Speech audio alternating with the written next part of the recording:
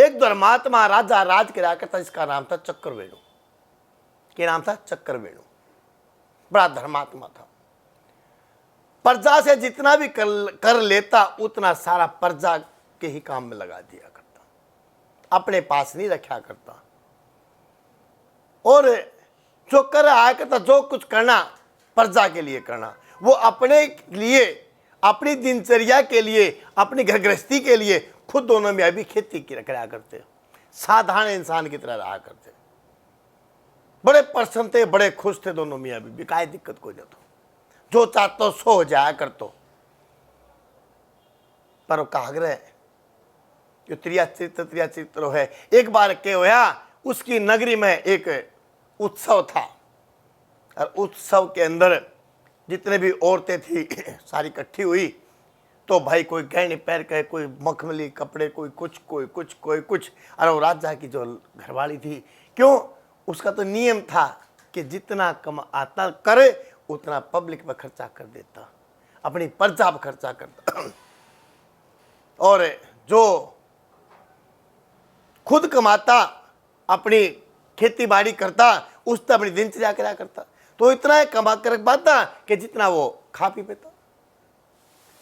तो अच्छे कपड़े नहीं थे, तो औरतें इकट्ठी हुई, कहने लगी कि तुम तुम्हारी मालकिन हो और तुम इतने साधारण कपड़े पहन रखे, और आपने तो गहने भी नहीं पहन रखे, क्या बात है, कुछ सोचो अपने बारे में। और हम देखो कितने अच्छे सुंदर सुंदर कपड़े पहन रहे, हमारे भी तो घरवाला कुछ कर रहे होगा, और हम तो थे तुम्हारी मारे लिखो, हम तो नौकर थारे। कहा करे औरत के भाई, जब यहाँ घुस जाना, घुस की बात गई। जब राजा रनिवास में आया तो कहने लगी, एक बात बोलूं? हाँ बोलूं। कि दुनिया मखमली कपड़े पहने और गहने पहने सोने के, मेरे पास तो कुछ भी कोई नहीं, मेरा भी कुछ करा दे।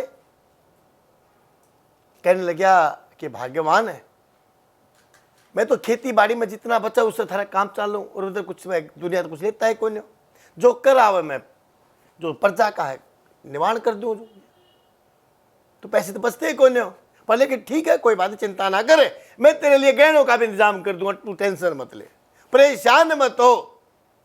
कहते ठीक है। अगले दिन सभा में गया, उसने अपना एक दूत बुलाया कि भाई इधर आ। बोला हाँ महाराज बोलो। कि काम करे कि लंका में चला जा। इब लंका का नाम सुनकर थारा ना जो कान खुल गए होंगे, कि लंका में चला जा और राजा रावण तक कहना कि चक्रवेणु ने जो है अपना कर मांगा, कर दे दे सोने के रूप में। भाई कोई घमंडी रावण तो को कर दे, वो कर दे देगा, वो है दे देगा के? पर भाई धर्मात्मा व्या करे, अच्छे कर्म करने वाला अच्छा ही होता है, ध्यान रखना। उसने अपना दूत भेज दिया, दूत लंका में पहुंच गया, राजा रावण तक कहने लगे कि मैं चक्रवेणु का जो महाराज चक्रवेणु का जो है मैं दूत हूं, और मेरे को तेरे से कर चाहिए, मेरे महाराज ने कहा है। बोले भले मान, तेरी हिम्मत कैसे होगी? अरे मेरे यहां तो देवता लोग पानी पर है, तेरी ताकत कैसे होगी ये कहने की चक्रवेणु मेरे से कर मांगे है, और वो भी सोने के रूप में। दांत चला जा, नहीं तो मैं क्या कर दूंगा तेरा। कहता कोई बात नहीं, कहते सोच लिए, कल फिर आऊंगा।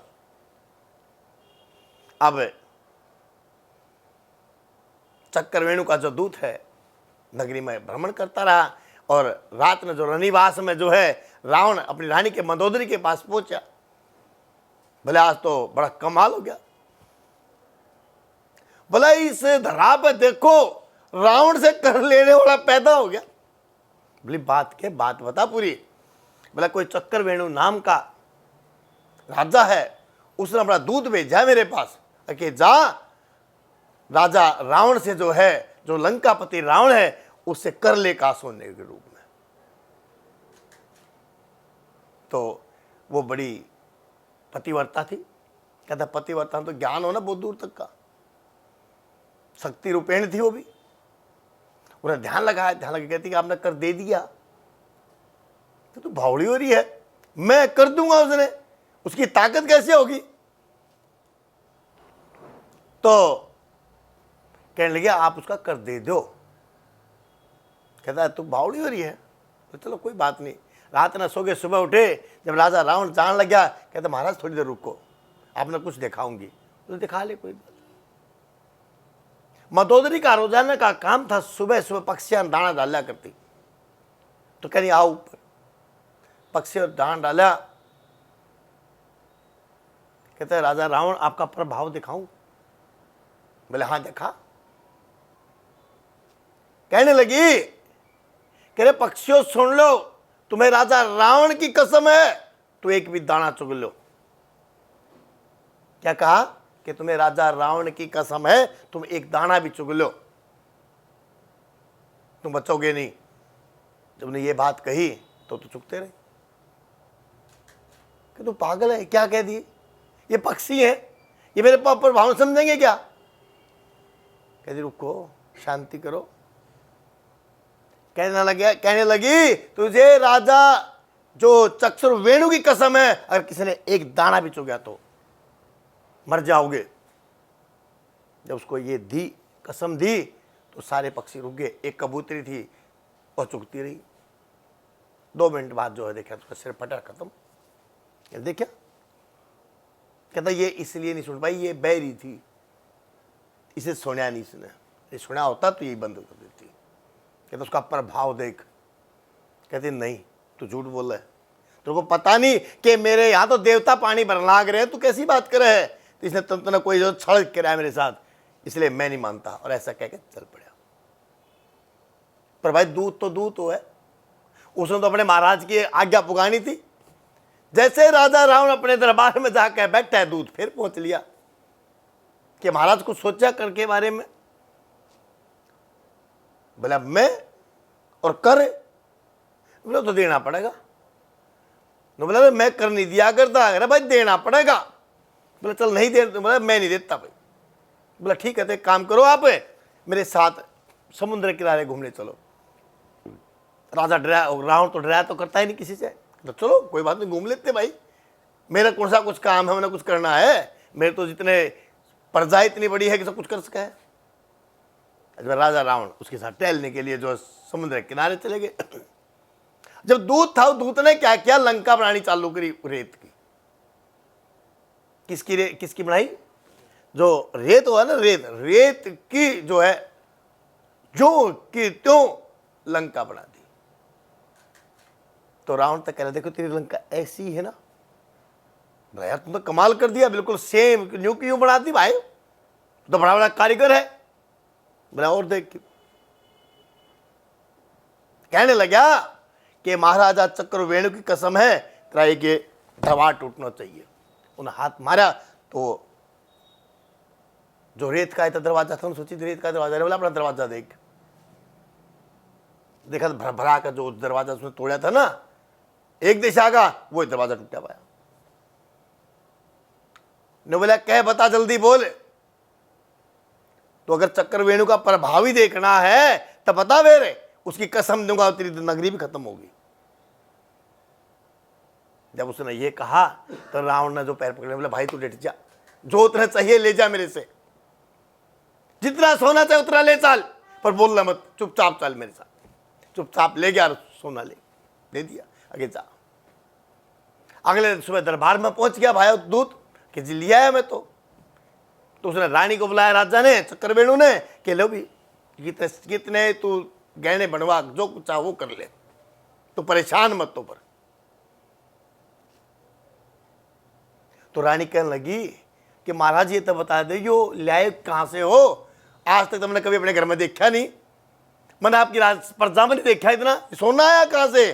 कहते राजा रावण से आया था। कहते राजा रावण से आया? बोला किस रूप में? बोला कर के रूप में। तेरिया चरित्र दिमाग में घूमता